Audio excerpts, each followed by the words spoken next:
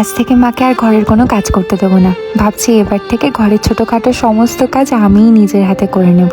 মায়েরও তো বয়স হয়েছে, এবার মা একটু রেস্ট করুক। সমস্ত কাজ একদম সুন্দরভাবে নিপুণতার সাথে করব, মা খুব খুশি হবে। আসলে আমি তো এই পরিবারে নতুন, তাই ওদের একটু মানিয়ে নিতে অসুবিধা হচ্ছে। যত দিন যাবে তত আমিও ওদের সাথে মানিয়ে নেব, আর ওরাও আমার সাথে সুন্দর করে মানিয়ে নেবে। সমস্ত রান্না বান্না হয়ে গেছে, এবার বাসনগুলো ধুয়ে পুরো রান্নাঘরটাকে সুন্দর করে পরিষ্কার করে নিই। আজ সত্যিই মা খুব খুশি হবে। রান্নাঘর একদম চকচকে করে নিয়েছি, আর আজকে রাতের খাবারে মায়েরই পছন্দের সমস্ত খাবার বানিয়েছি। যাই মায়ের ঘরে খাবারটা দিয়ে চলে আসি।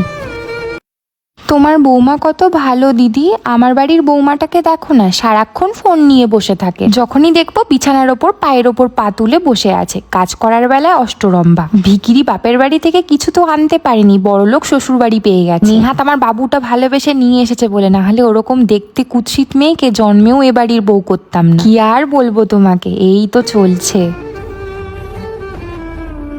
এভাবেই একটু একটু করে বুঝতে পেরে গেছিলাম এই বাড়িটা আমার নয়, এই মানুষগুলো আমার নিজের নয়। আমি এদের থেকে অনেক আলাদা। যতই চেষ্টা করি শ্বশুরবাড়ির লোকের মন পাওয়ার, কিন্তু সেটা কখনোই হওয়ার নয়। অথচ সবাই মিলে বোঝাপড়া করে যদি সবাই এক সংসারে থাকতো, তাহলে কতই না ভালো হতো। সংসারটা কত সুখের আনন্দের হতে পারতো। এই ছোট্ট কথাটা শাশুড়ি মায়েরা বুঝতে পারে না।